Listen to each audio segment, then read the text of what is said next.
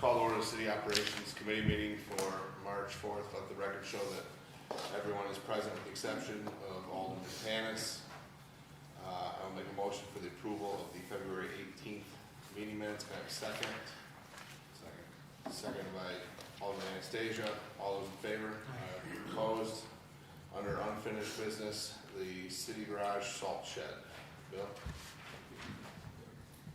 Been here to talk about that. I guess I'm looking to see what you guys have come up with, kind of a plan, or you guys had any decisions on that? You guys are supposed to be coming up with the plan. On the whole city garage? Mainly, they were kind of together. I guess the immediate one was the salt shed then. Okay. I mean, I guess my understanding at this point is that we have some equipment, but we got to work through the process of installing that. It seems like that would be kind of a temporary fix to a long-term solution for the city garage. So the reason, why couldn't it go on Front Street, Bill? Ben can answer that, where it was proposed previous. I can answer that. It was proposed there previously and never passed DPW director, never consulted with the DEC. So because of the stream there, we've got to get signed off by the DEC. Because of the closeness, it has to be so many feet from that stream for the runoff because of the salt. So we have to do that. We have to get with them. We've been cleaning a lot up.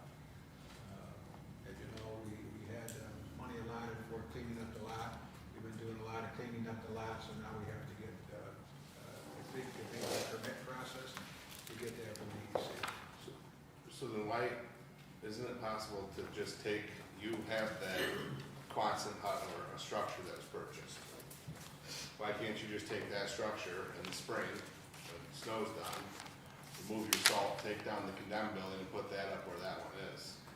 Down at the city garage. Yeah, it's a temporary solution until you find the city garage, hopefully permanent location, but you have salt stored right there by your equipment, so why not just take down the condemned structure, put that structure there in its place, and you don't even have to fight with DEC on permitting next to, because that's a water conservation district, correct, Ryan?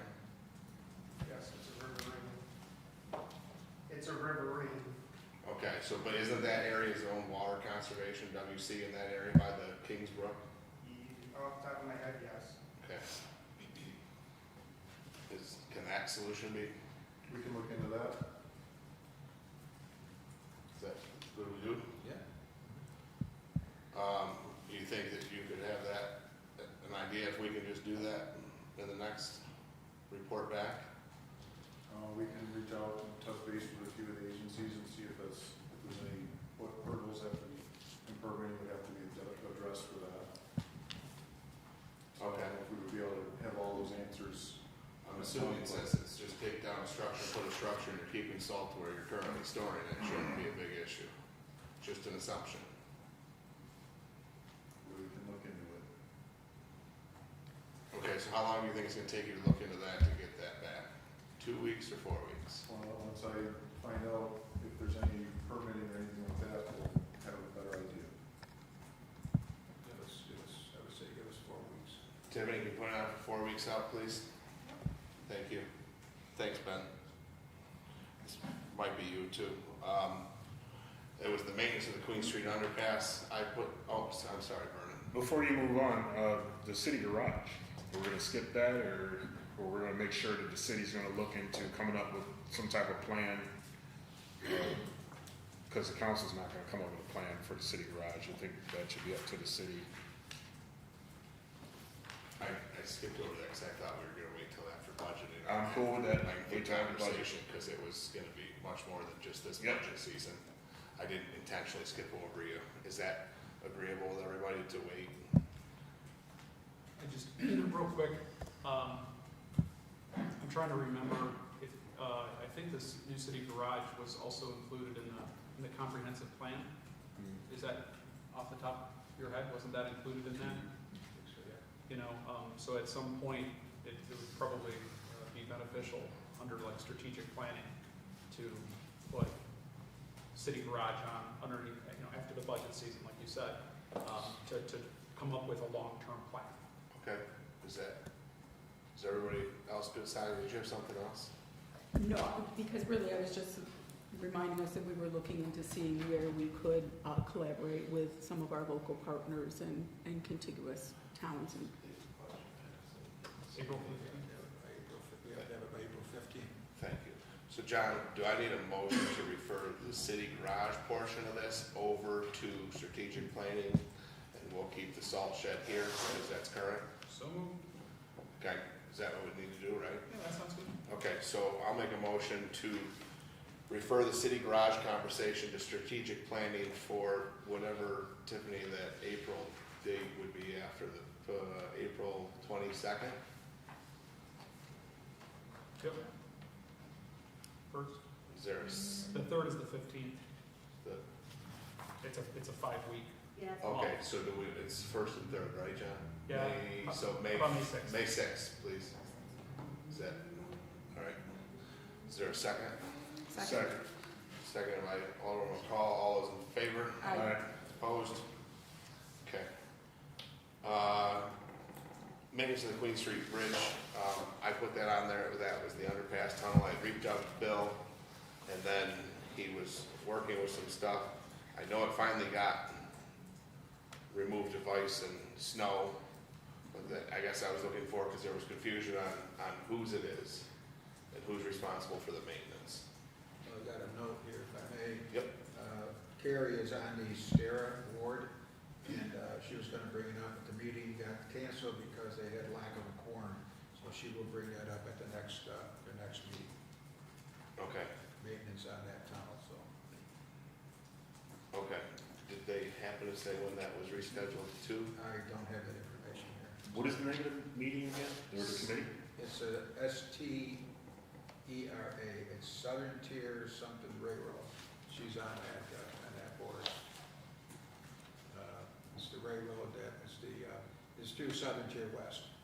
And the committee, all the people, most of the people from there, those railroads are on it. And then just so, the questions I had asked, that Bill and I had discussed was, my question was, is the sidewalk was put in the center of the former street. So does that, you know, I know the codes talk about the sidewalks being in the right of way, but this one is in the center of the street. So that was my question as to whose responsibility it is. Also, there's quite a lengthy history of the railroad doesn't do a good job of their sidewalks on their crossings as it is. So if it is there, it's making sure that it's done, because the pedestrian tunnel was put in for a safe crossing. So ensuring that it's actually going to have some follow through. John? Was there, did you bring up, and I don't, correct me, illumination of the tunnel? Was that ever addressed? Wasn't that discussed? I did address that with the guy in charge, and he's supposed to be looking into it. Carrie will also bring that back up at that meeting also, so. On this one here, John, I only had them, the the illumination, as Bill alluded to, and the question was if there was supposed to be a railing up around the top side was supposed to be coming back. You also talked to them about that, correct, Bill? They were supposed to coming back for those two items. Because the stones and stuff were falling over? They talked about the stones, but if somebody happens to Oh, walk up and over, that they don't, because they are still people walking up and over. okay. All right. Anything else on that? Then road conditions on Front Street and Seneca Avenue. That's pretty obvious that that's there because they're arguably the two worst conditioned streets in the city. And Front Street in particular has very heavy traffic flow. So the question is, what can be done to, rather than just cold patching it, to have some type of solution to that road? So, I mean, there's a lot of options that can be looked at. I mean, obviously, everything comes with a cost. You know, a lot of the city streets have been taking a beating this year with the cold weather. We've got potholes all over. this week, on other streets.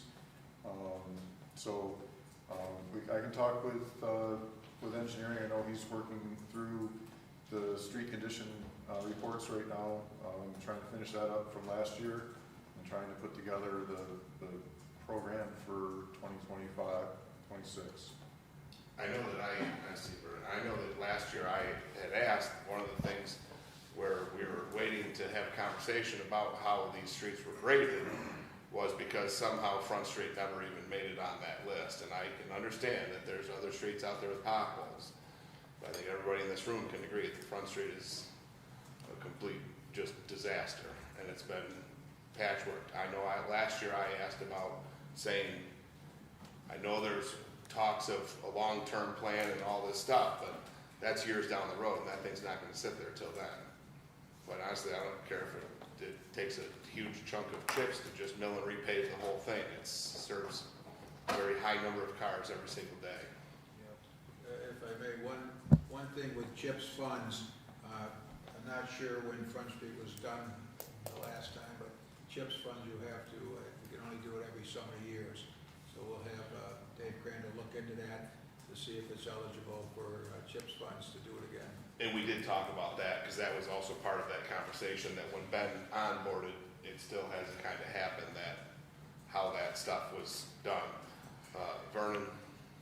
You've already hit on what I was going to mention, and that was the grading aspect. I'm pretty sure there's no way that those two streets will grade better than any other street in Olean, so. Okay, so anything else? Dave, sorry. No, I agree with everything you guys said about, especially Front Street. I haven't been down Seneca Street, but Front Street is horrible for the amount of traffic that it gets. But last year, and I hate to bring it up again, last year we talked about the city possibly purchasing what they call a hot box. And it's probably not in the budget, but when they presented it to us, I think they gave us the Taj Mahal of hot boxes. I'm assuming you can get one probably for $50,000, $60,000. The state uses them, and if they can use them in all seasons. This is great for this type of year right now. The cold patch is put in there, it comes out hot. They put down what they call a tarp coat in the pothole before they put the patch in, and then they roll it, and it stays just like a hot patch would be in the spring and summer. So I wish the city would seriously consider buying a hot box, because on days like today, cold patch sucks. It's not gonna work. The first frost you get, it's gonna pop right out. With this hot box, you're not wasting material because it's gonna stay there. And it would solve a lot of problems, especially, like I said, on days like today, the city crew can ride around. You don't need a big truck to tow it. It goes right behind a pickup truck. Well, and we can have that conversation through the budget process. I know, for me personally, I know one of the big selling points of that they talked about was the injury-free. And then they showed pictures of a guy holding the 80-pound asphalt sack over his head, dumping it into the hot box and shoveling it out of the back of the truck, like, so. No, we didn't do that. We used a loader to load the hot box with the cold patch that heats it up. So, And I think, oh, I'm sorry. I was gonna jump to Sonia. Sonia? So I agree, we did receive a large amount of information with no real explanation about the grading. So I think we should put that back on our list so that we have a better understanding of how streets are graded, because we did receive,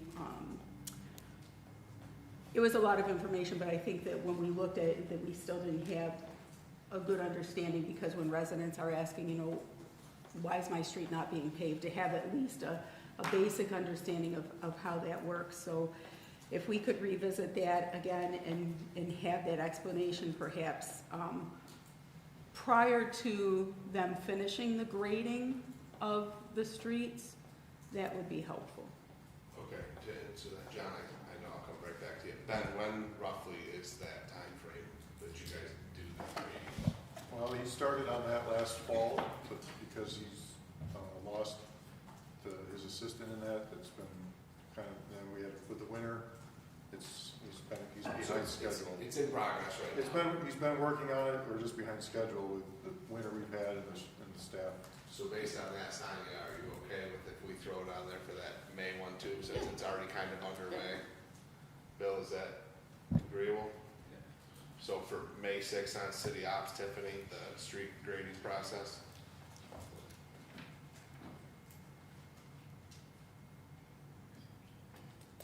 John? Yeah, thank you. Yep. Just for clarification, because I think there was a little confusion, are we, what is the expectation of the council with regards to, do we want a presentation of the street grading process, what that entails? Is that what you're looking for? Yeah, I think a nuts and bolts of here is what goes into the street grading, because we got the sheets and, you know, we We even don't, had we don't questions, need right? information over. Yes, Right. right, was this meaning that it was, Right. was the lower the number better, was the higher the number better? So an understanding of that, but then also, when I look at the street and I go out and inspect it, what goes into it? Is it, you know, there's 72 potholes, or is it, you know, 16 people got a flat tire? Whatever it is that goes into that grading process. And it doesn't have to be, I mean, we're not looking for hours or anything, but just a brief presentation of how you go about making that grading, and so we have an understanding of the numbers. That was one, just for clarification's sake, because I know when that came up before, there were some questions that were, you know, and we got, you know, a massive pamphlet and booklet and very thorough, but we're not street experts, but some information would certainly help. The other thing that I do circle back, I think Dave is 100% correct.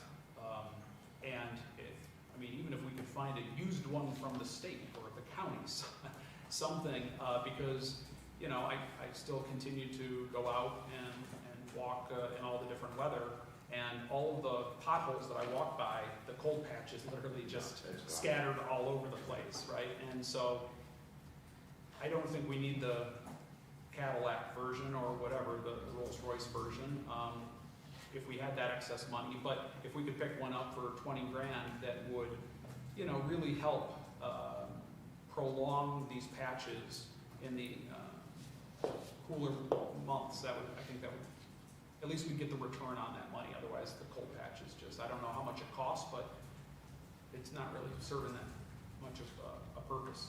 So I agree. I think that would be a benefit. Okay, anything else on that? I was wondering if somebody, we talked about it now, well, can we have Ben go out and see if he can find a used hot box, or what the cost would be? So we can come back and, Oh, I know.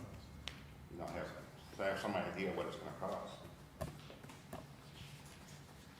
Yeah, That would be something we would go through the fleet committee. You're on that committee, right? you are too. Yeah, I know. I'm Kevin Doherty on that committee. Bring it up, all right, bring it up. Bring it up next time you're there. Week from Friday. One last John. question. Bill, did we get additional CHIPS money, or when does the state make that announcement? Has that already come out? No, it'll depend on what's passed in the budget. Okay. Right now, the governor is proposing the same amount of CHIPS fund, the same amount of winter recovery fund, the same amount of pothole fund, Okay. and the same amount of touring money. Okay. So we'll see Okay. how that comes out. All right. But we did get, I mean, they did increase it a little bit last year, so we did get a little extra money, if I recall. Yes, we did. Yeah. Okay. And proposing the same amount of AIM, I assume. Right now, yes. Yeah. Thank you. Anything else on that? Okay, and then lastly, Jason had asked for the topic of tiny homes. I know that there were some emails with a structure on Billington Avenue that went around. And that, I know that's the reason why he brought it up, and I know he talked to myself, I know he talked to John, I think he talked to Vernon a little bit. He talked about a moratorium, and I know that his conversation was sparked specifically by this house. Before we get into it, you know, an attempt to, if we want to talk about tiny homes, maybe after budgeting or whatever, that's fine. But this house, this structure that's being talked about is not a tiny home. It's actually a two-story structure that meets all codes and does not fall underneath the tiny homes. Now, Ryan can speak to that, because, you know, I know that that was looked at, that is a tiny home, because I know I asked Ryan, he said it's about 763 square feet. I know Vernon and I looked, and tiny homes were 400 or less. This is actually just a two-story structure that's in construction, and to my knowledge, and Ryan can speak on that, but has met all codes permitting and is legal conforming. Ryan? Yeah, so all the stuff you said is correct. Tiny home is 400 square feet or less, excluding lofts. A loft is anything that's 30 inches or higher and less than 6'8" in ceiling height. This is 768 square feet. Second story is 8 feet tall, so it goes beyond the tiny home. So if you're looking to exclude smaller houses, you can't really just say tiny homes. You would pick a definitive answer and say, okay, no houses under this square footage. John?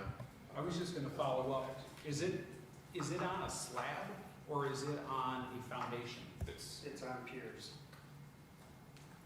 Stilts? What are piers? Is that like Piers stilts? are sound Into to the the ground? concrete. It's into the concrete? Yes. Bill?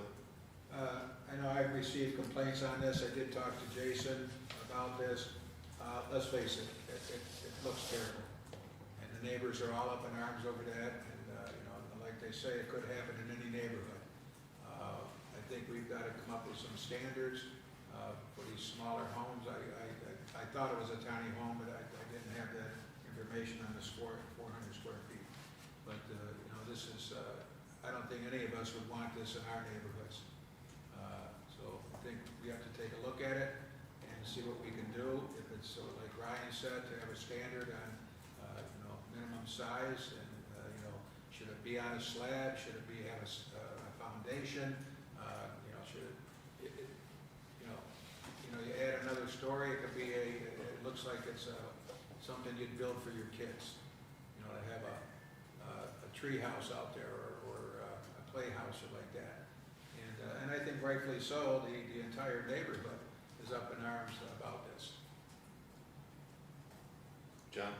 Yeah, I think we need to be conscientious about building substandard or allowing the construction of substandard properties, given where, you know, rent is, where the price of homes are. There's obviously an incentive to try to create new dwellings, but I don't know if that's standard to build on stilts or piers. Is that right, piers? Yes, piers. In the city, no, it's not. It's not allowed to build, you can't build them on piers? You can, it's You can. not normal. It's not normal. And so maybe it's something that this body would change, is to make the recommendation to have a foundation, a minimum of crawl space or a foundation or something like that. Otherwise, I mean, I do agree, it looks like a garage. And, you know, if there's an opportunity for somebody to make a buck doing that, I don't think, I do tend to agree. I think we need to be conscientious about these things as they pop up. I just kind of in response, John, Ryan, Yeah. touch on that. If you put that house on a crawl space, a full basement, or a monolithic slab, all approved building structure foundations in the city of Olean, what you see above the ground is still gonna look the exact same. So you're not talking about the foundation's not the issue. The issue that people are having is what's visible above the ground. There's four means to creating a foundation approved in the city of Olean that I'm aware of. Maybe more, Ryan's looking at me, so as I said, 4 for me that I'm aware of. So it's not foundation, it's, we want to set a standard for what we want a house to look like. That's a different conversation than just the foundation. Sure. Yeah, you're looking more towards like form-based code. Yeah. That's where you're gonna get the aesthetics that you're looking Okay. for, something Yeah, like form-based that. codes or HOAs, if there was HOAs, correct? I thought we had form-based. We have form-based code only in the city center and new city Does it say center. just on the, If we ever update zoning, that's what the state recommends, that you go form-based code citywide. better? Don't fall. No. Don't take any pictures. All right. Anything else on this?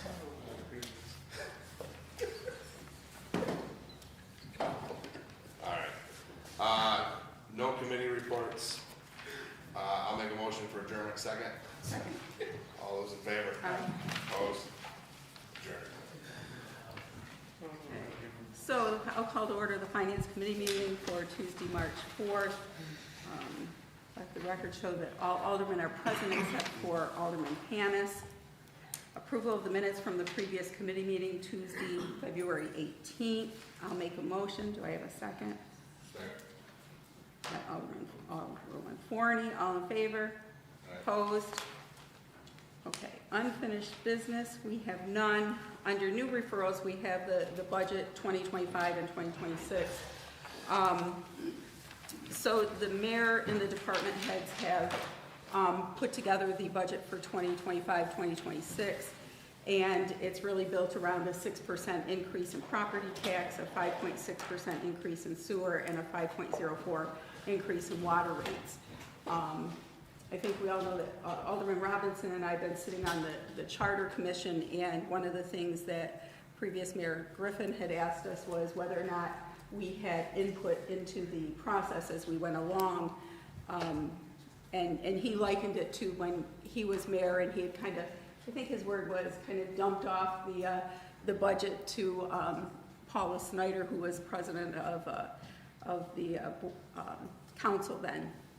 So we did talk about that and what that would look like to perhaps after the mayor, and we would have to have some conversations about this, but going forward after the mayor has met with department heads and stuff to maybe have some interim meetings so that hopefully by the way that would streamline the process so that by the time the budget got here that we'd have a good sense of where maybe some of the changes or some of the sticking points might be.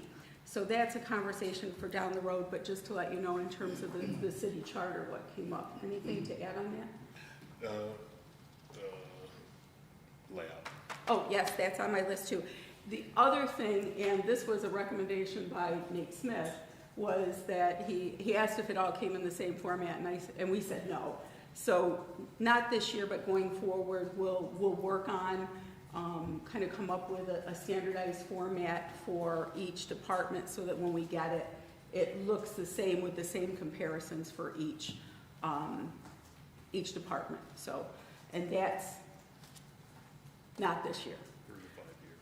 Yeah, it'll take a couple years to get there. Yes, Mayor. If I may, I've been waiting for the schedule of meetings to be approved. I've been waiting on that. I emailed you. I have not received anything from you on whether that schedule is approved or not. So my apologies, I did see I thought we were kind of set, and I should have sent one out saying that indeed it was the set schedule. And I did see, I got that at around 5. Actually, when I sat down, I sent that to you to say, yes, that schedule will going forward. I know that you were unable to make the 6th because of a commitment, so that puts us to really working on starting next week unless the mayor, unless you have something, I don't know if you wanted to go over tonight with it. Otherwise, we'll start next, what is it, the 11th, and then we'll probably add another week to our plan. We're prepared, Glenn's is prepared tonight to go over the insurances, retirement, and things like that. Excellent. My second question is, are we going 5:30 or are we going 6 o'clock? If I may, Sonia? Yes. Alderwoman Forney won't be able to won't be here. Her class ends at 6. 5:50.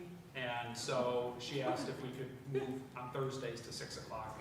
And so I thought we did 6 last year too, didn't we? I- Just for consistency. I think we'll just for consistency's sake, if you don't mind, just No. at 6 o'clock. That works. I think we were trying to get out a little earlier last year with how it went, but no, that's fine.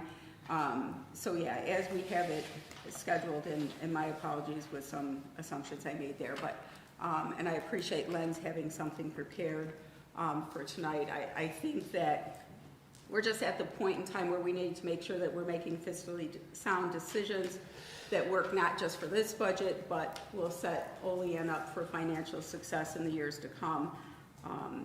Developing a viable balanced budget with realistic revenue projections. I know that we last week made a decision to make sure that the sales tax that's projected into each new budget will be 90% of the previous 12 months. And I think that will help us to avoid the issue that we had this year. The other thing is that state aid, and we talked a little bit about that, and I was looking over the state aid. I think that that's no longer going forward.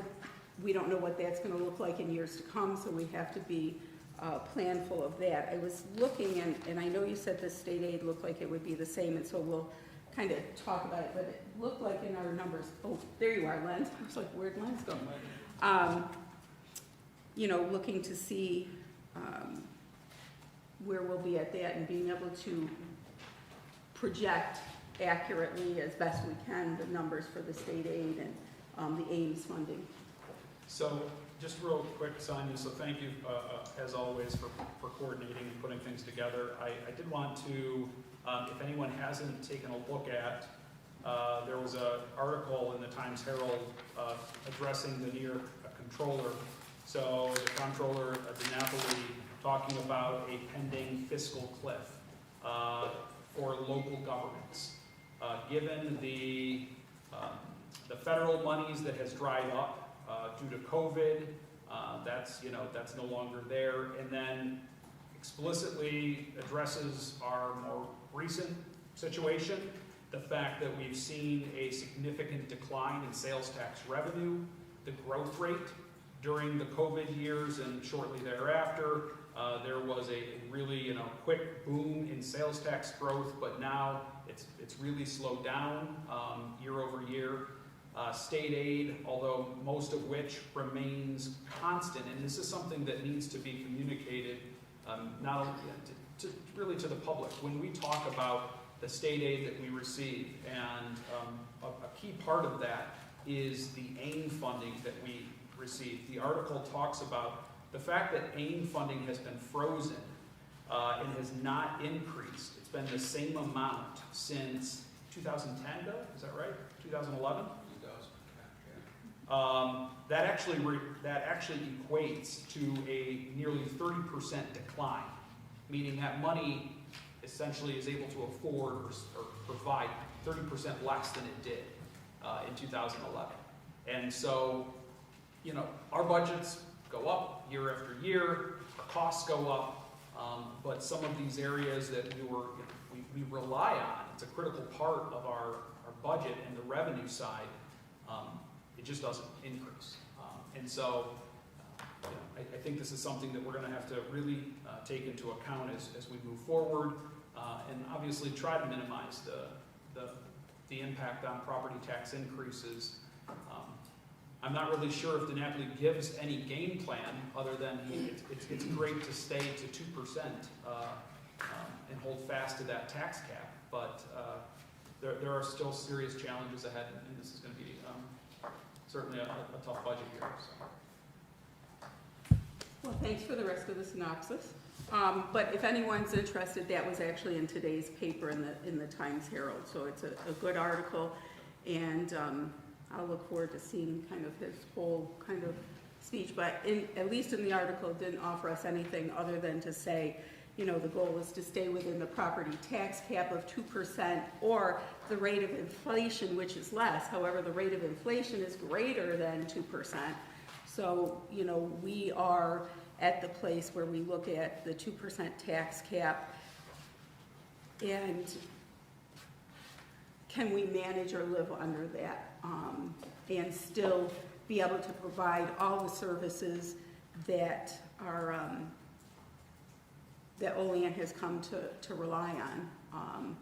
I know that we have, I go out and I'm a home health nurse, and I always tell people this, that, I sometimes go to other towns and I have the greatest respect for volunteer firemen, but what I might wait 20 minutes versus if I'm in Olean and they're there within 5 minutes, and how grateful I am for that resource within our city, but that comes at a cost.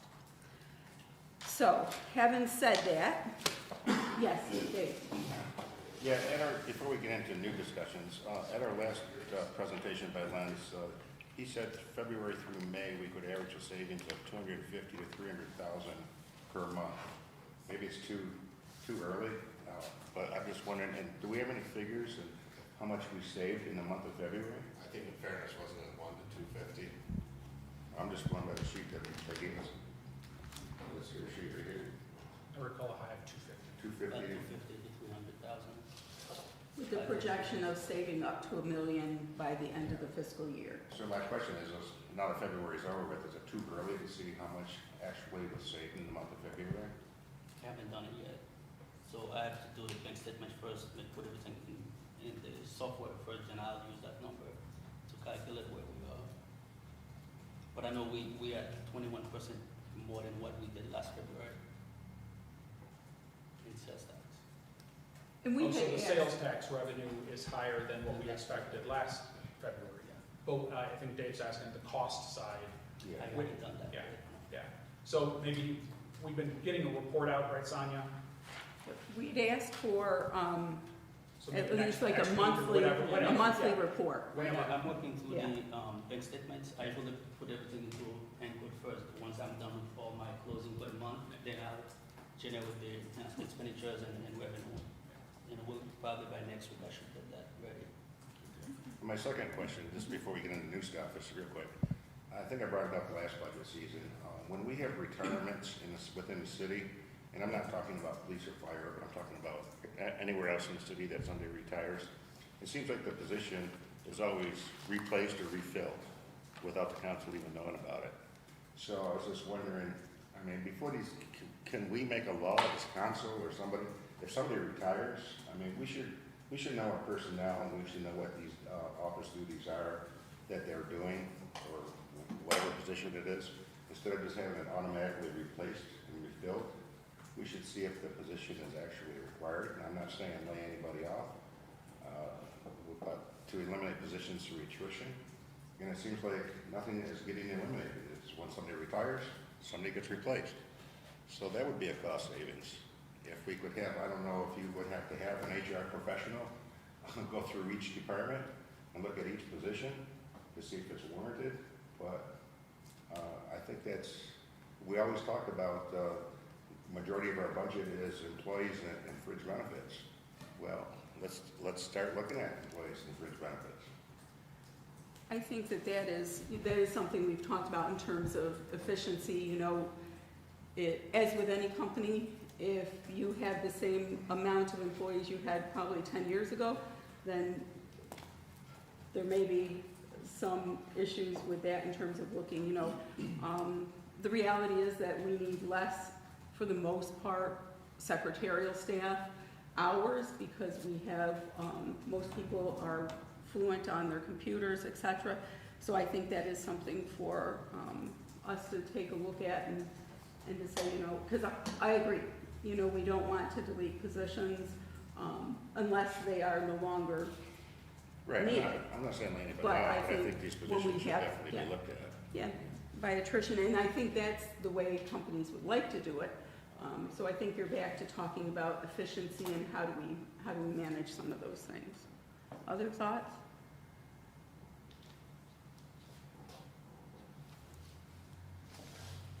Okay, Vernon?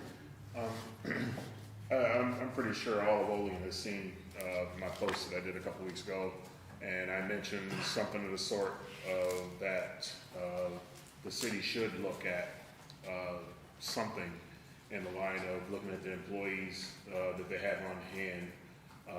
We don't have to do a layoff, but again, as Alderman Anastasia mentioned, if you look at the retirees as people leave, reevaluate that position to see if that position is needed. That is something that's done on a corporate level. Everyone seems to say that the city should be ran like a business, so let's run it like one. Let's go through the employees and see if they're actually needed. After these positions are, these people retire out of their positions. And another one, while we're on that topic, I think we should also look at our city vehicles. I do not believe all the city vehicles are needed in the city, and therefore I believe that we should cut back on some that we have or at least put a freeze on what we're purchasing here in the future. I know I have read some of the fleet committee minutes, and we are due for a new police vehicle, we're due for an ambulance that's coming in. So, you know, those vehicles, we need them. They're much needed in our city. So, but I do believe that the council should look at, and DPW and the mayor should look at some of the vehicles that we're looking for in the future to maybe cut back on the amounts that we use and maybe move some vehicles around, start a sharing between the vehicles, et cetera. That's it.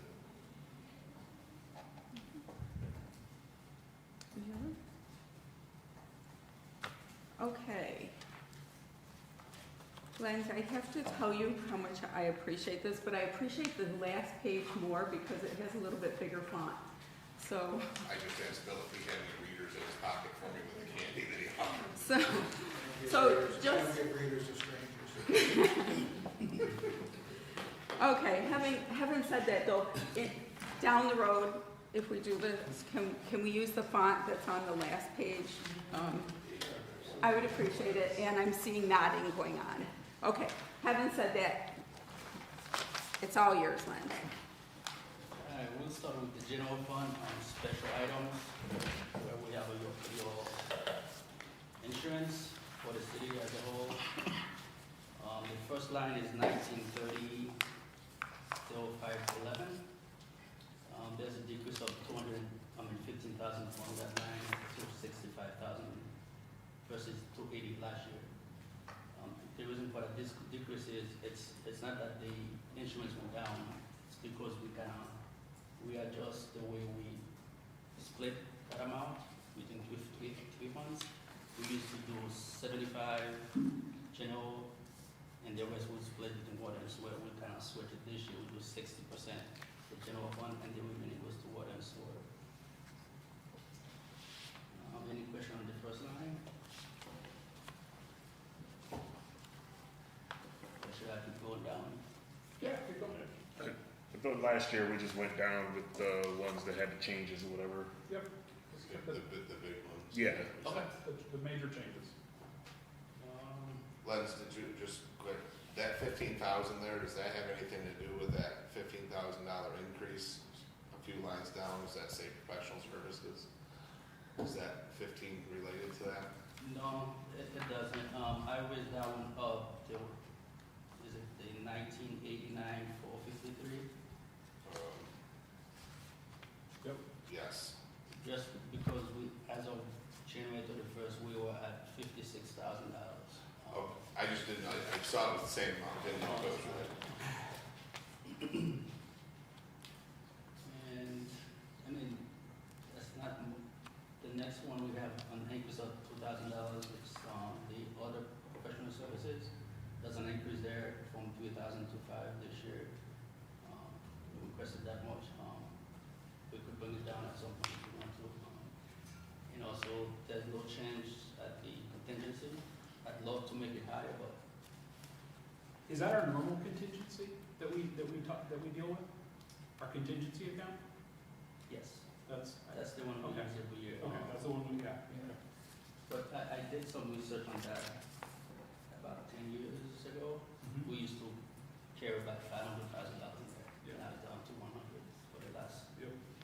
few years. So, and overall for this line, there's only 1.2 increase from last year to this year.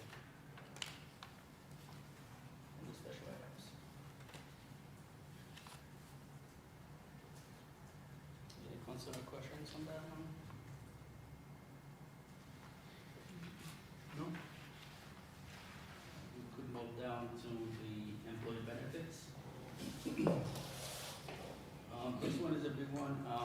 There's not much to do about the state retirement, because they give us a fixed number, and we have to use what they give us.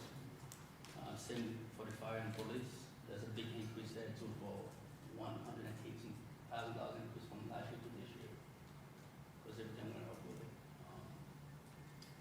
And thank you for giving us the percentages, because we had asked for that. So thank you, that's helpful. That insurance gets set by just the insurance that you said went up, who sets that? The state sets that? With the retired, Is the retirement? Or Yeah. you go back up there? state retired, yeah, Oh, I'm sorry, the state retirement, that's the state. yeah. And then they gave us a number, so we have to use what they gave us. That one is split between 3 funds. We charge 60% of that to the general fund. I'm sorry, I was asking about the health insurance line. Oh, sorry. My fault, I pointed the wrong one. Looking for the health insurance, right? It's that box on the bottom. Okay. The health insurance is set up by the insurance company, the health insurance company, Alliance out of Buffalo. They give us the number. We have to play with that. We split that number between 3 funds also. We belong to a coalition, and they negotiate for us. And they're the ones that give us the rate. So what our hospital, we're talking about our health insurance will be. Yeah, that one. Yeah. Health insurance. Well, that's telling you how it's split out. General fund, water fund, sewer fund, Okay. okay? And then, but we did receive in the health insurance, hospitalization letter. Cheryl, if you look on the right-hand side of the comments, you'll see a health insurance. I don't know if you have that, probably don't have it. It's tough to see. It's all on the bottom, on your right-hand side. Yep. It says health, it's $2.3 million for the health insurance total. Yeah, that's line item, okay. Yeah. That's, we get that from the insurance company itself. So, Okay, I guess I was asking, because wasn't there something in one of the newspaper articles where there was like a substantial health insurance increase or something? no, there was a 3% decrease for the health insurance. Okay. We actually had a 3% decrease in our health insurance this year. So, Okay. and the cost to us, they negotiate not the Comp Alliance, that's different lines, it's the consortium that we belong to, Benefit Resources. And they negotiated and got us a 3% decrease.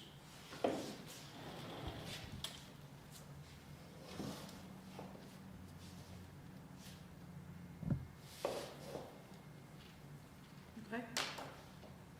Thank you. Should I keep going to the debt service? Yes. Toward the bottom, you have your short-term debt service and long-term. The short-term debt service, there's a decrease there. First line, the band, for 53% decrease. The reason for that is some of the band or converted to a bond this coming fiscal year. So you'll see an increase in the long-term debt, and it's a small decrease from the short-term. And there's a big increase in the interest, that's 165,000 increase for paying interest in there. And overall, we have a 9.8 increase in the debt service for short-term. So, Lynn, I have a hearing problem. So that's not why I talk loud. I talk loud to make sure people can hear me, and I'm struggling to hear you. I heard you say the band went down because they moved to bond. But then when we look at the interest, is that it went up because it went to bond? Is that what that interest is? Or were you explaining something else? No, that interest, because we took a band out in July last year, Mm-hmm. that will add it to this one, that's why the interest is so high. Okay, so that's because of a new Yeah, band. then we took out in July for South Union, Okay, East State Street, and also the splash pad. We took a band in July last year, we had to pay, usually the interest is way higher once you just get the band out. You pay more interest than you do principal. yep, got it. Thank you. Lens, I just more for just a correction because people had asked. In the paper, it had said in that one article, it said that the largest increase in the department comes from employee health insurance line rising 93% from around 241,000 to just under 465,000. The same numbers listed for both the water and sewer funds. That's specifically what I was asking, because that's what was published in the paper. You said the water and sewer, right? Yes, it talks about the water fund, and it talks about that the largest increase came from employee health insurance rising 93%. So what we did was, we used to charge more into the general fund. So the part of the general fund of the health insurance went down a little bit, but the water and sewer will carry more as far as percentages go. Okay, so it's not so much of an increase, it is reallocating Yeah. the line. Okay, just wanted to clarify that, because that was, You will see a Yeah, lot if you of flip the that on the line. next page. I know, I just wanted to clarify, because that's what was printed, and it made it look like it was just a 93% increase, and people had asked that question. Yeah, you will see a lot of those scenarios play out during the budget season, because there's a lot of line items we split, trying to change the split from water to, from general fund to water and sewer, because the way we used to split, we used to do mostly 80–90% general fund itself, and the rest would go to water and sewer. We cannot do 60% in general fund this year, and the rest goes to water and sewer, just to kind of even things out a little bit. Nope, that's fine, it was just like I said, just for clarity, so people knew what that 93% was. Because, I mean, the increase in the, property tax would be way higher if we kept it the same. So we have to do that so we could keep the property tax at 6% with the way we did the budget. What we're trying to do is, if we have X number of employees in sewer, and if we have X numbers of employees in water, then we're trying to do the percentage split, so it's not all, and not a guess, okay, we take this much out of general fund, this much out of water, this much out of sewer. So we're evening out per employee that's assigned to those divisions. And I think each year that you've tried to do that, which is to allocate it into more of an appropriate line and budget based on who utilizes which service and along with a number of things, so, yeah. Do we do that administratively across the board? So even for, say, your position, No, we don't do mine. We do the other two employees in my office. you do your employees of your, but why not you? That's something we have to revisit if we have to bring down the general fund. We have to. Well, I mean, I'm just, maybe eventually we should get to a point where, Yeah, I mean, certainly your time is spent. we talked about that, and, we'd have to really take a look and say how much time to Right. spend. Right. And this year, we said, okay, this year we have the girls in Lenz's office, that the one does the vouchers and pays all the bills for each department, and the other one does all the payroll. So we said, okay, that should be shifted to their percentage of time towards sewer and water also. And as we go through, we've been trying to correct it as we go through. Now, as for Lenz's time, my time, I mean, that's something, yes, we can do, but we have to take a look and say, okay, what is the fairest way to do that? Is it by the number of employees you govern, or, so we could. I mean, I don't know what you think, Sonia, but from an accounting perspective, you want to, we know the general fund is limited because so many properties don't pay property taxes, right? But everybody pays water and sewer. And so if your time is spent, 20% of your time is spent dealing with sewer issues or whatever, right? I mean, I think that's a fair, as long as there is a quantifiable way to distribute those costs to each department accurately.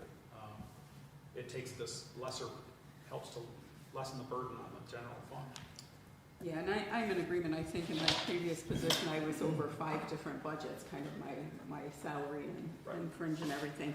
And so I also recognize that this is a process, and so that we have each year look to reallocate things. So I think it's just continuing that work and looking to see where the distribution can be fairly applied, particularly with sewer and water. So I appreciate the effort that's last year and this year was in with doing those reallocations.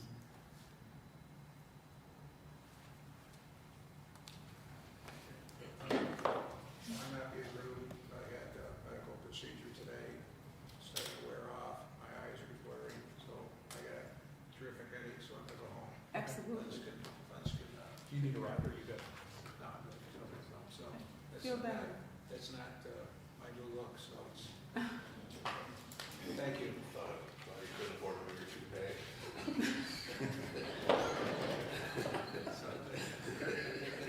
Here all week. And right beside you too, each meeting. Yes. Dave, don't let it pick on you anymore, okay? Yeah, I'll talk to you tomorrow. Sorry. I'll share with Dave, don't worry. Okay. The next one, we have, the long-term debt service. This one, there's an increase of 27% increase in there, because we have all the payments that gonna go to a fund, starting June 1st. That's why that increase is in there, that big.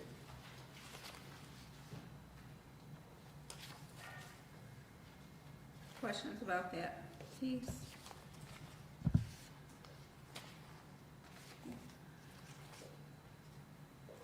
Did you want some glasses too, John? No, I'm making do. We'll all come out of here needing glasses, so. Okay, That's the general fund portion of it. To go to water, the next page over.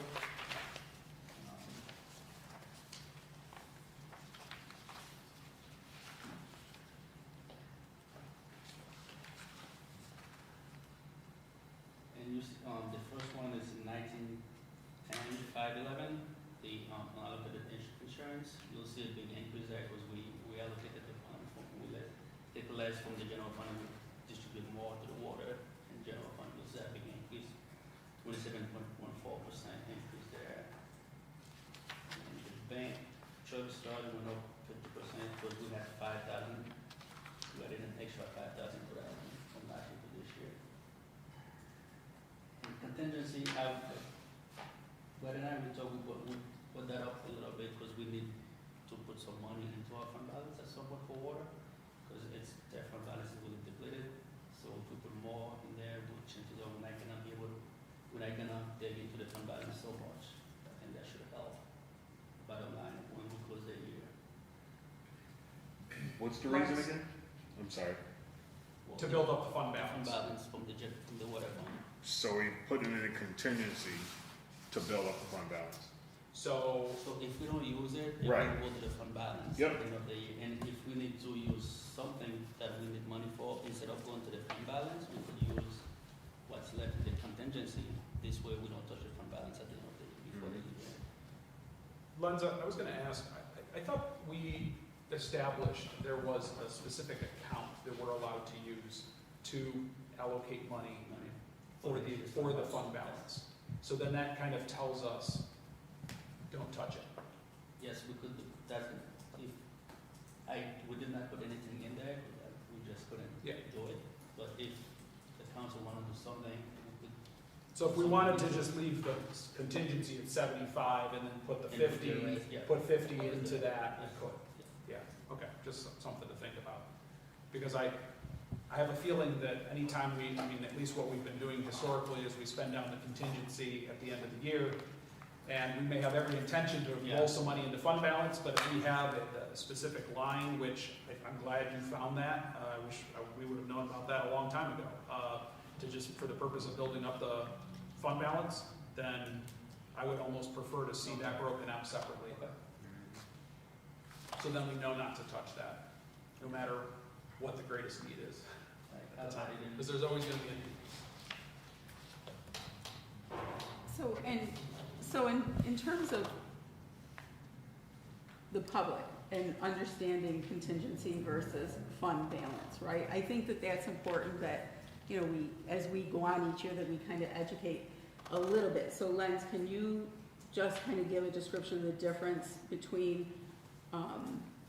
contingency line and what we want to do with the fund balance. So, because I think that people read this or they say, well, why are you building up your fund balance when the budget is going to be over the tax cap, right? And they don't think about necessarily, hopefully everybody puts aside a little bit for a savings in case we do have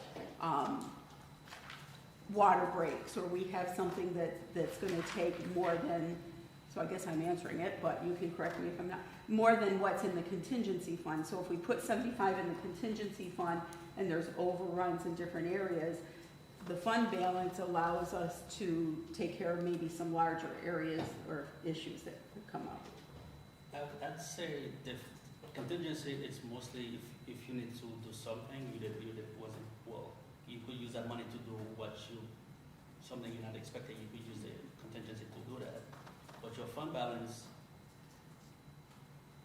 at this point, I don't think I would incline to touch the fund balance because we don't have much into the water, because the council put something in place at 15% to be the fund balance. Right now, it's, water, I think we're not even close to that, maybe 1 or 2% that we have left right now in there. We don't have any, so we need to rebuild it, which is why we're trying to cut expenses, and whatever left at the end of the year, that money will roll over to the fund balance. Because our goal, if I remember correctly, would be to have 10% in each one of our fund balances so that we have a healthy amount in there should some type of emergency arise or something that we needed to care for. Yeah, contingency is earmarked for short-term operating emergency, right, purpose, where your fund balance is used for long-term strategic capital investments, right, one-time major capital investments. So, we've done a number of water lines and so on, so we've drawn down on that, and now we gotta build it back up, right? So I guess I'm trying to remember, Lenz, didn't we set aside, and I want to say maybe in a couple lines for water and sewer, a couple $100,000 in the current budget? Yes, we did 152 sewer and 300,000 water. So that still is sitting there and we haven't touched that, correct? We haven't transferred the water one yet. We transferred the sewer one to a capital project for Okay. sewer lining. Okay. Same is created, there's a capital project for the water lining also, but we haven't moved that money yet. I mean, we can move it now if we so choose to do so. So there's a couple different options there, because I know that was one time, I know, JR, we had talked about, building up capital funds for water line replacements and setting that aside. So a question comes down to, for all of us to consider, do we want to keep with that approach, or do we want to let that just roll into the fund balance at the end of the year to help build up the fund balance? I mean, it could go either way, which to consider, but that would help to, because didn't you say there's 300,000 in the water fund? Yes. Right, so we could allow that to roll into the fund balance to help give us some cushion there. Knowing that we're not to touch it and spend it down, but to at least for the time being, give us some cushion on the fund balance. So that's not something we have to determine right now, because that'll be at the end of this We have May 31st. May 31st is for us to consider that. I mean, right now, I have it sitting into near class, so Yeah. this way we get more It's earning. interest on that money instead of transfer it to the capital. So we have nothing. Where did you say it's currently sitting in the accounting, what account?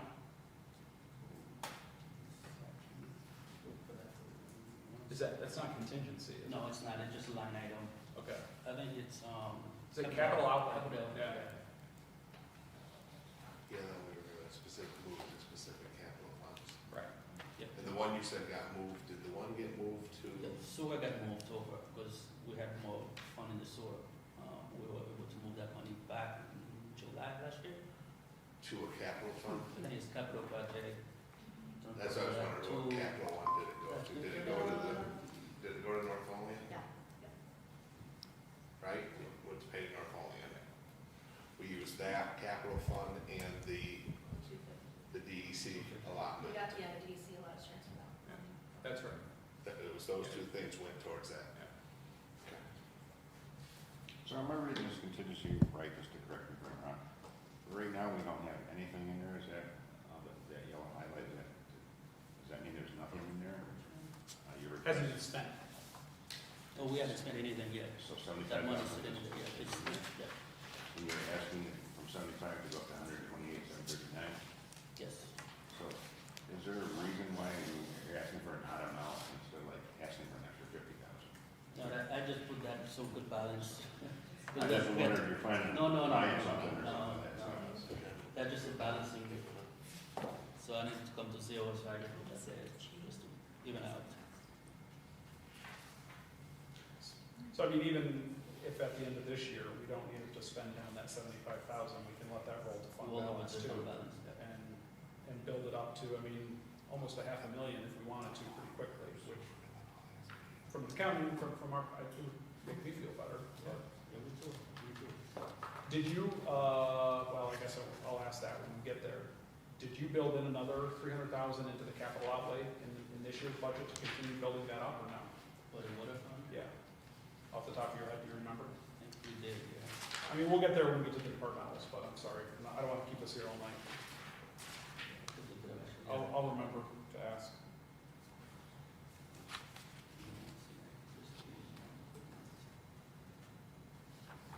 If we created a PO, that should be part of it though, right? I thought we created a PO, or, I mean, we didn't just say, hey, let's just throw 300,000 and overlay it every year. Yeah, that's what we did.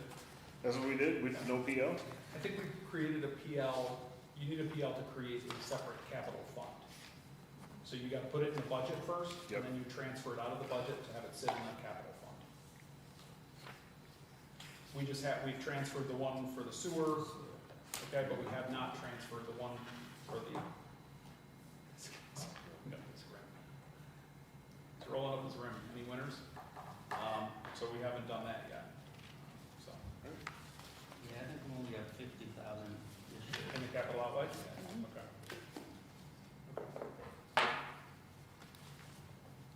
Well, we can talk about that when we get there. Sorry. Employee benefits.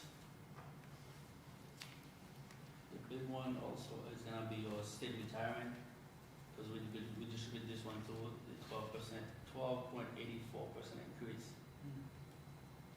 Because we moved some from the general fund and put it over here.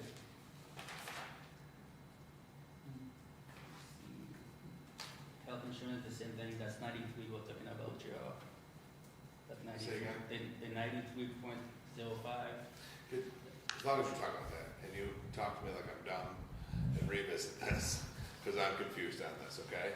So on the general fund page, and so I just was passing notes with Jen when I said like so that shows a 1 point, I think it says 6% increase, and it's going up 27,502 it looks, on the general fund. And then on both the water and sewer page, it's shown a 93% increase. I know you're talking about allocations, but the dollars go up on those lines, 448,244 plus the other one. So that's showing an increase total of 475,746. But I thought Bill said that the insurance went down 3%. So I'm not sure. I guess that's what I said. Explain to me why that's up nearly $500,000. That was a decrease. The reason for that was last year, it did not include the buyouts into the insurance line item. So this year, we don't want to make the same mistake, so we build the buyouts into there. So some of that 93% is not just insurance, it's buyouts as well. Yeah, but your buyouts falls into that, the insurance, the health insurance line. Okay, that's what, so is that why that must be why I'm confused, because in my head, the percentages aren't, they're not mathing out for me. You have your buyouts in there, you also have your, is it MasterCard for flex account, also in that line. So the buyouts were excluded last year's budget. Completely excluded. Okay, so that money's not coming from a different line, that's something that was not there that's now you're It's putting not in there. Yeah. Okay, so then the math wasn't working out for a reason. So just on an average, can you remind us of what city employees get for a buyout if they don't take our insurance? It's about $700,000 roughly. $700,000 across the board. Do we have an estimate about what it is per employee? It all depends if you have a family, single, or two person. Okay. And each union is different, Yeah. and it's been changed over time, so new employees get less than old employees. Right, So it's because- really, it's a really complicated structure, Right. but it's been going down. Right, because the goal has been to try and decrease this, okay. So Lance, of that 475 that I added up, do you know how much of that dollar figure is actual, like, the buyouts or the flex compared to insurance of that approximately $500,000 increase? It's 163 times 2.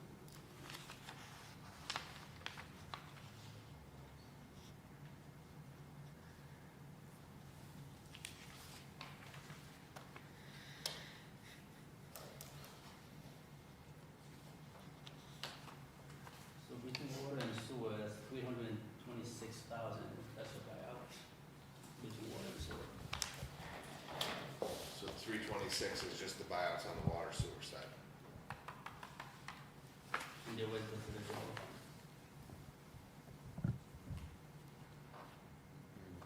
Now I'm confused. And then I guess my only last question I have is like, why were they excluded last year? Last year, I think it's not that we forgot about it, we did not add it in. I realized that this year when we're doing the budget this year, that won't include it. So there were buyouts through this budget year that then weren't budgeted for. Correct. So if in this coming year, there's about $700,000 in buyouts and flex, and in 24-25, we didn't include that in the budget, is what I'm hearing, then are we behind that much more money? That's what I was No, I'm keeping track of it, I'm watching it right now, on budget. Okay. So we have theoretically or projected about that much in the 24-25 budget that wasn't allocated through the budget process. Just pull that out. Is that what I'm gathering? That's the way I'm understanding it, that because it wasn't there, it was paid out, so it wasn't there, so it's gonna have to come from someplace in the current budget year.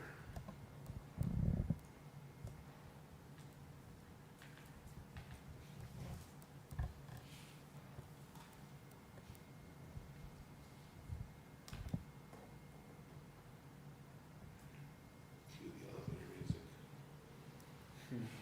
Jeopardy music.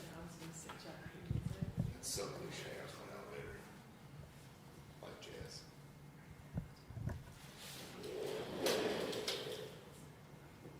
So, well, I don't know the answer to that one. No, I'm just looking at I the, think he was looking. No, I know. Oh, sorry. I was trying, Mike, if you're looking to me, then,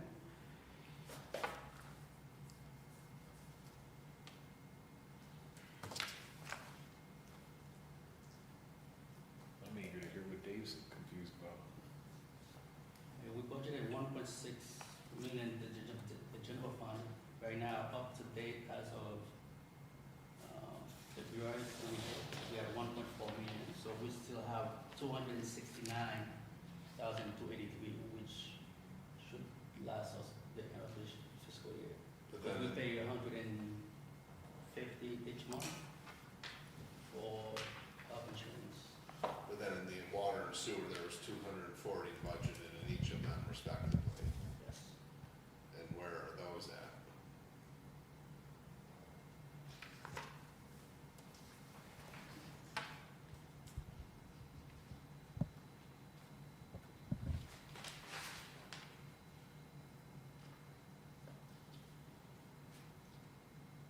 already budgeted, now, right now, today, we at 162,411 In both, roughly. in both, yeah. We have 78,458 left in each one. In each one.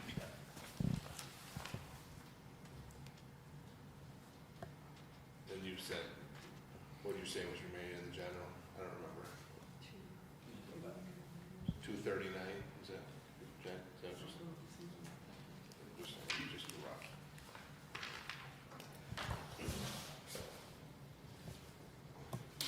269, 283. So 270. And we just sent out a check for March, so we basically have 2 months left. April and May.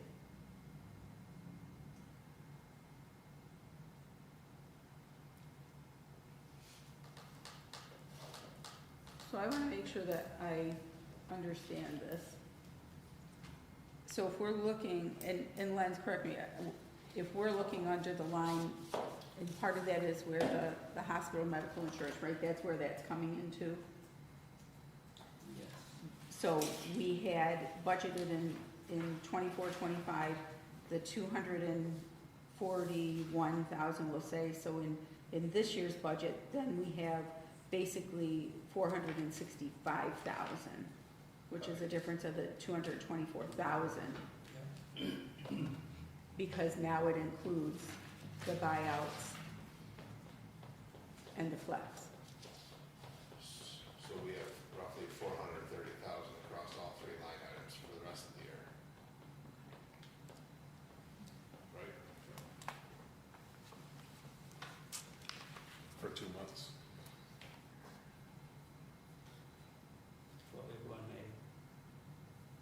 Because we already sent out a check out this, last week, And what's a month roughly? at 150, 160 each month. So we- That's split between 3 funds, at 150, 160. Yeah, just rough. All right, so So it'd be $250,000 left over there. it should be close. Yeah. Okay.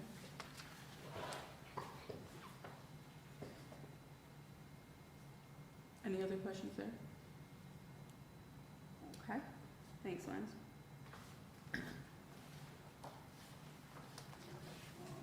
We go to debt service for water. We have no short term for this coming fiscal year, so there's zero there, for the water fund. And the long term, there's a decrease of 342,000.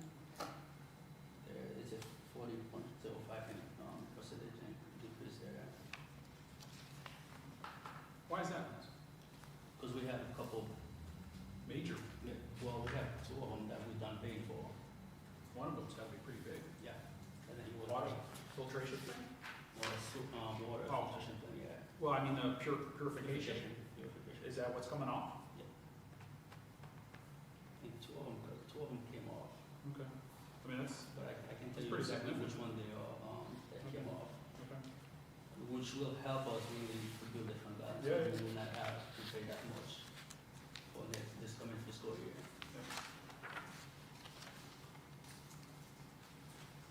Basically, that's a decrease of 29.74% from last year to this year, but we don't take that service in the water fund.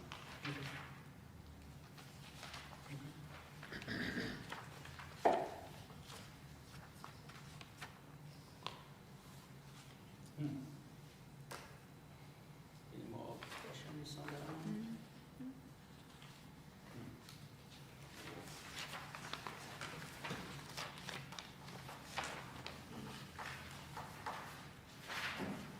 Question down there, Sonia? Nope, I'm good, thank you. We'll move to the next page, sewer. And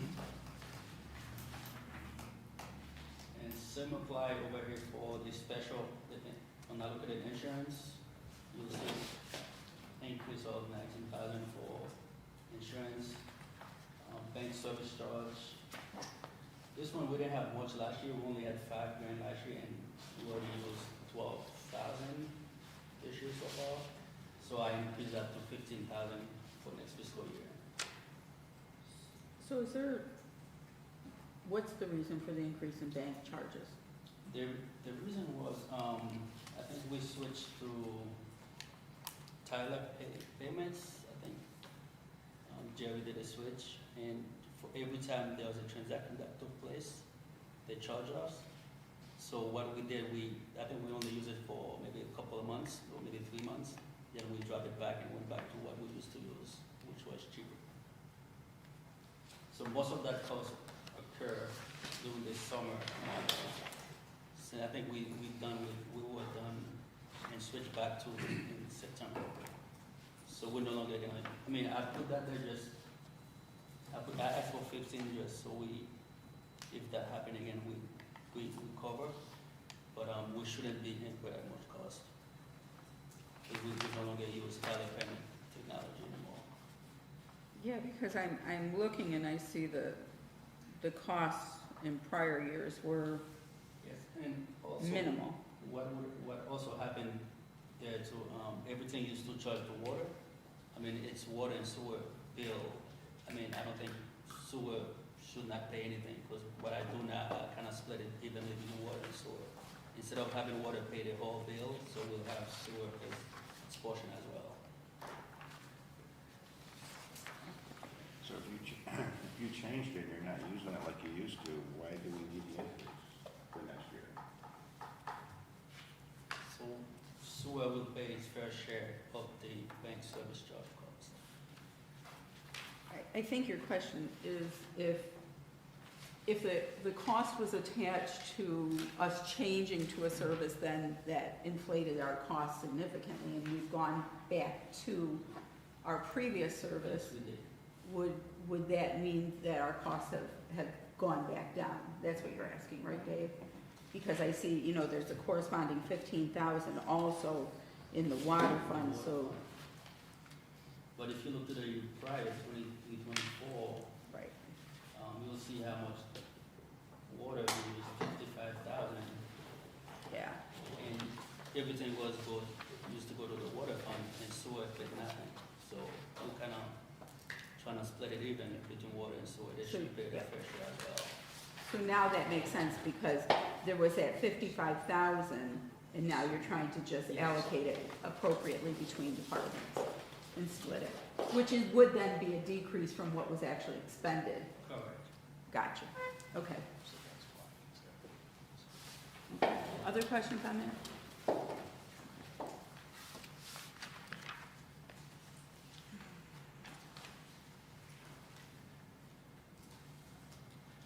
We'll move on to the next Yep. one. Absolutely. Employee benefits, same thing applied as we did in water. You'll see a big increase in the state retirement, because we distribute the way we used to charge them. And social security, there's an increase of 11,000 there. Workers' comp, same thing, we allocated what we used to between general fund, water and sewer. That's that increase there, and also the same thing we discussed earlier for water, for the health insurance. Is this amount $464,000, that's an increase of 93.05% increase from last year to this year. And there's no change in the CSCA retirees and benefit adjustment. I asked for $3,000 increase, because through January 31st, we're only at $17,850. Can you tell us what benefit adjustments are? If somebody in no hire comes on, so we have to adjust our benefits. Because basically, what in that line item for the hospitalization, we have a set employees, but we have somebody come on board, we have to accommodate those people. Does that also cover people that, say we're single and then they turn around and get married and they have to change their insurance mid-year, same with having a kid? Okay. Because you don't just wait till the next cycle, you need to get that coverage right away, so. So we need more families Yes. Thank you. Next one is the, debt service. There's no short-term debt service in the, sewer fund or long-term.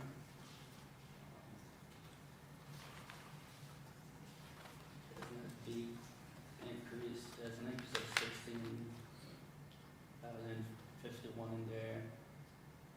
And there's a decrease in the interest, 15,000 decrease.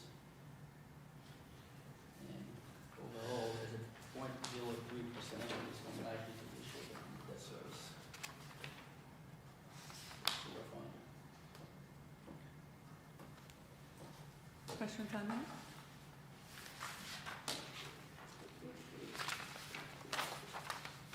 Any other questions for Lance on what we went over?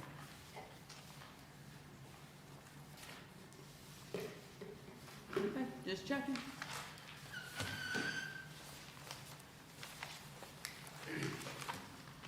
Okay, so, thank you, Len. And I apologize when I sent out the email and people said, oh, it looked good, my brain was like, okay. So, our next budget meeting will be then, on the 11th, and it'll be right after our regular meeting. Our goal is an hour. The mayor will, I'll ask that he forward us who's gonna present which department, so that we have a sense of it ahead of time, and then you can go by the schedule that's in the email there. Except we'll change to 6 o'clock. Doesn't sound like. We're not doing What? this Thursday. No, the mayor couldn't do it this Thursday, because originally we were set to start on Thursday, but he had a commitment and couldn't do it. That's why we moved it to today. So I appreciate your flexibility, Lance. Okay, committee reports, we have none. I'll make a motion to adjourn. Do I have a second? Second by Alderman Farney. All in favor? Aye. Opposed? So be it.